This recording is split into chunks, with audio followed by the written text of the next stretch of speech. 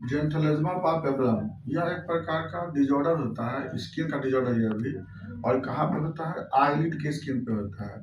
जो अपर वाले पार्ट होते हैं आईलिड के स्किन, या तो इन मेडियल कैंथस के या लेटरल कैंथस में, अपर आईलिड में, लोअर आईलिड में। होता क्या है इसमें ना कि येलो कलर के सॉफ्ट प्लग बन जाते हैं, जैसे यहाँ पे देख रहे हैं इसमें।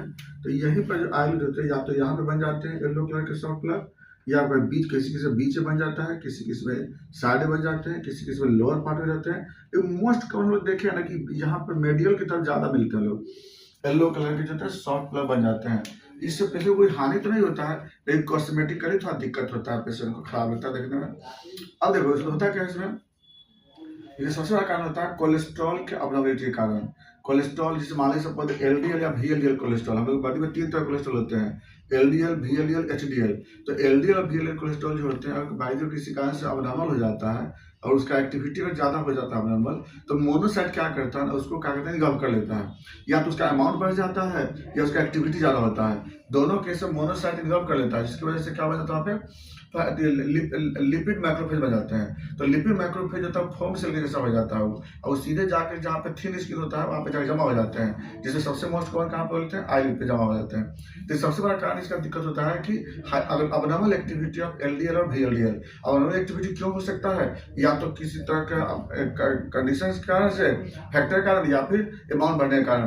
तो इसमें बहुत सारे कारण होते हैं, चाहे वह डिप्रेशन है, या फिर डायबिटीज मेलाइटस है, हाइपोथायराइडिज्म पेशेंट है, या ओबेसिटी का पेशेंट है, स्ट्रेसफुल लाइफ है।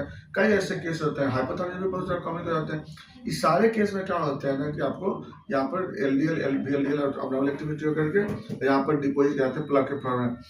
इससे मरीज को कोई हानि नहीं होता है, किसी तरह कोई प्रॉब्लम नहीं होता है। बस देखने में ख्याल लगता है कि येलो कलर के, ब्राउनिश कलर के, तो अलग कलर, किसी किसी कलर उतना चेंज रहते हैं। और हल्का सा कोई मरीज को लगता है कि हाँ भारीपन मेरा आईलिड है, लेकिन ऐसा कोई फीलिंग नहीं होता, नहीं मुझको ऐसा लगता है। इसमें जांच के लिए क्या करेंगे हम लोग, पेशेंट को लिपिड प्रोफाइल कराते हैं। हो सकता है कि एलडीएल और वीएलडीएल बाहर रहे, ट्राइग्लिसराइड हो सकता है बाहर रहेगा, एचडीएल हो सकता है डिक्रीज मिलेगा, घटाव मिलेगा आपको। इसका T3, T4, T6 कराते हैं, टीएसएच बाहर रहेगा और T3, T4 घटा रहेगा। इसमें HB% भी करा के देख लेते हैं, कभी कभी उस केस का उसका भी कभी डिजॉर्डर मिलने की चांस हो सकती है। इसके अलावा भी जांच करने की जरूरत नहीं पड़ता है। मरीज को हम लोग ट्रीटमेंट के लिए लिपिड का हम लोग कंट्रोल करते हैं, एनिमल फैट को अवॉइड करते हैं, टीएसएच का, हाइपोथायराइड का ट्रीटमेंट करते हैं मरीज को। और इसके अलावा फिर जो दवा में क्या करते हैं, जैसे कुछ दवा में तो अलग अलग पेशेंट के लिए अलग दवा चलाते हैं। अर्निका भी यूज कर सकते हैं इसमें लोग, या लाइकोपोडियम भी यूज कर सकते हैं, या इसमें कार्डोस यूज कर सकते हैं, कोलेस्ट्रिनम यूज कर सकते हैं।